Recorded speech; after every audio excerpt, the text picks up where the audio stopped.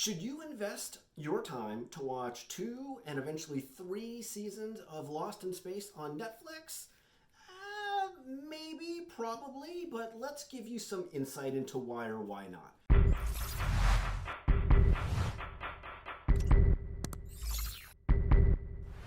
I'm going to try to do this without any actual spoilers. I might allude to certain things, but hopefully that won't ruin anything big in the show for you or anything like that, or anything that's just going to be painfully obvious by like episode 2.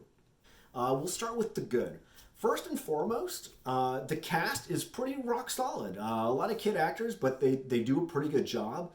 Young Will does sometimes give off Star Wars Episode 1 Anakin vibes. He will grate on your nerves a little bit, sometimes a lot bit, but by and large, the cast is pretty sweet. Pretty good acting, so no huge red flags there. Another plus, the show is visually stunning. Everything about it, aesthetically and from a cinematography perspective, is really awesome. Sometimes the scenes border on breathtaking. There's a lot of really cool space shots. There's a lot of cool new planets and environments and terrains. The robot is animated pretty cool. So there's actually a lot to just enjoy from like a visual and a special effects perspective. So if that's something that really sucks you into a show, then that's going to be a big plus for you for Lost in Space. Now, if you're a fan of the original Lost in Space, I actually can't tell you if you're going to enjoy this because I've never seen the original Lost in Space. I'm pretty sure that all of the characters have like the same names and it seems like a similar-ish setup, but if you're looking for nostalgia in this series, I really can't tell you one way or another. So if you've watched the original and you've watched this one, or you watched this one, let me know in the comments. Was it nostalgic for you? Did you enjoy it? Did they do a good job? Or was it just like total trash as it compared to the original? Okay, let's talk about some of the things that I found a little bit annoying. One issue I had with the show is that it's very formulaic. I mean, sometimes it feels like Curb Your Enthusiasm in Space, where Larry David basically takes a molehill and turns it into a mountain, usually through his own doing. And in the same way, the Robinsons start an episode with some kind of a task. It's not uncommon for them to over-engineer it or overreact. Something goes wrong, they re-over-engineer it, they over-rotate once again, and things continue to escalate throughout the episode. And then one way or another, almost like an episode of Full House, it all kind of resolves itself in usually a pretty like decent way without any massive amounts of collateral damage, at least human collateral damage. So you might get a little tired of that happening every single episode. And sometimes it's actually like pretty stressful. So it gets kind of repetitive and kind of stressful, but it is fun to watch. On the plus side, it is fun to watch the Robinsons get into these hijinks. My other issue with the show is that the Robinsons seem to be like the stupidest geniuses ever. Like the mom and the daughter, Judy in particular, are like super wicked smart, but they do the dumbest stuff. So I'll give you one example, and it's kind of spoilery, so if you want to fast forward like 30 seconds, go ahead.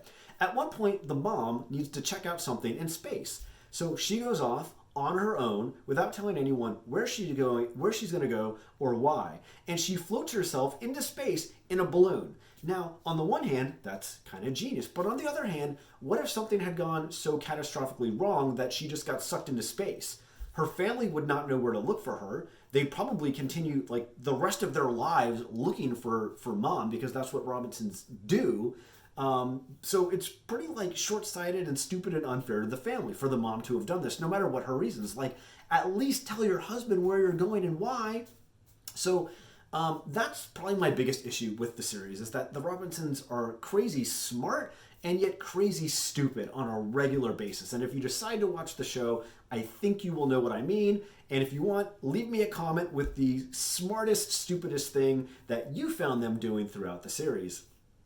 My third nit with the show, and I'm going to try to do this without any spoilers, but by episode 2 or 3, there will be a clear villain. And this villain will continue to screw over the Robinsons. And I'm just like, once again, the smartest, stupidest family, or the stupidest, smartest family.